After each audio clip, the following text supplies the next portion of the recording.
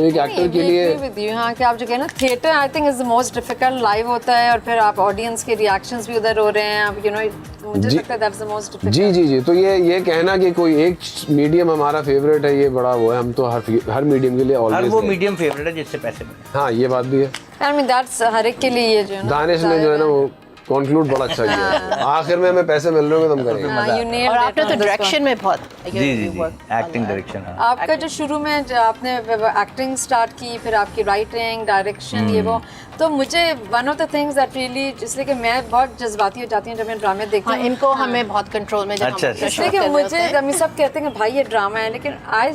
Feel कभी if you are putting even 20 minutes of your time आप काम करके थक के आके क्लिनिक खत्म होके आपका मेरे लिए थेरेप्यूटिक है कि I just relax and unwind. लेकिन ड्रामे में अगर कुछ ऐसा सीन हो रहा हो जो मुझे लगता है गलत है या ये ऐसा होना चाहिए मैं इतना ज़्यादा हम लोग दोस्त से डिस्कस करते हैं कि ये क्यों हो रहा है क्या हो रहा है फिर दूसरे लोग सुनने वाले कहते हैं भाई ये ड्रामा है why you getting so but it's good कि रिलेटेबल होता है ना, आप रिलेट करते हैं देखते हैं कहीं ना कहीं वो चीज़ हो रही होती है जिंदगी में, इसलिए आप कनेक्ट इमोशनली कनेक्ट हो जाते हैं। तो इसलिए I wanted to understand the psyche जब आप लोग एक्ट करते हैं या आप डायरेक्ट करते हैं ये वो तो आप लोग का because you guys work in so many different shoots आपकी रिकॉर्डिंग सेट्स होते हैं तो आप लोग अपने आप को किस तरह वो करते हैं एज एन एक्टर और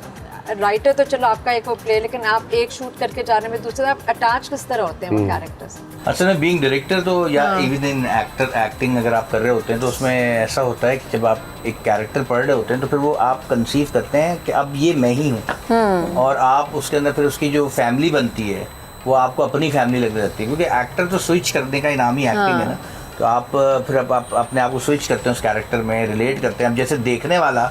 देख के जब टीवी देख के रो रहा है तो जो परफॉर्म कर रहा है उसके भी जज्बात पूरे होते हैं। जब उसके जज्बात स्ट्रांग होते हैं तभी जो आप एक कनेक्शन बन जाता है व्यूअर का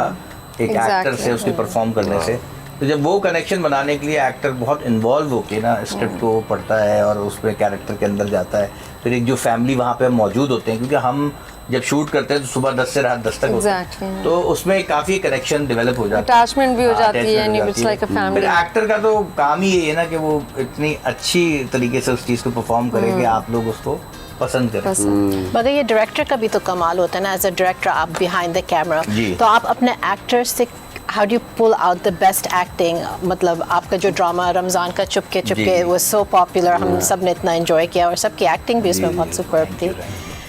मेरी कोशिश होती है कि जब स्क्रिप्ट हम पढ़ें ना तो हम ज़्यादा से ज़्यादा स्क्रिप्ट पढ़ें सीन से पहले, उसको बार बार रीडिंग करते हैं, मिलके करते हैं, मूव्स के साथ करते हैं। वो इतनी दफ़ा करते हैं कि जब एक्टर परफॉर्म करता है तो ये नहीं लगता कि वो डायलॉग बोल रहा है, वो लगता है कि वो अपनी बात कर रहा है, अंदर की बात कर रहा है, खुद से बोल रहा है।